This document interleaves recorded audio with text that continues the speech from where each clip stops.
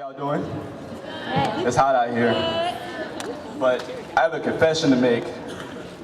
I have never owned a pair of Jordans. And I don't know the first thing about any of his shoes.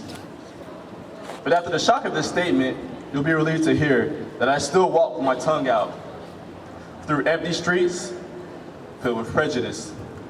There's no sense in this. Just like that last metaphor.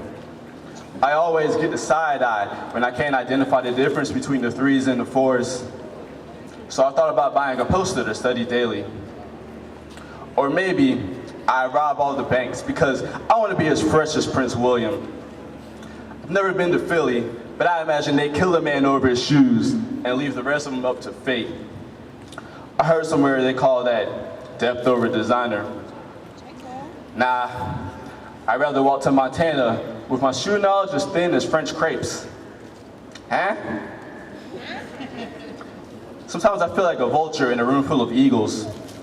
Maybe I'm not quite as American as I believe myself to be, because if I was ever able to buy a pair of Jordans off of a whim, you could hear my wallet exclaim, "Free at last, free at last. Thank God Almighty we're," and you get the picture. It's like I still carry a digital camera. I mean, I'm cultured, but my shoe game is not quite as healthy as yogurt. But my tongue's out, so I'm hitting and spitting from so many different angles, you think I was literally shadow boxing.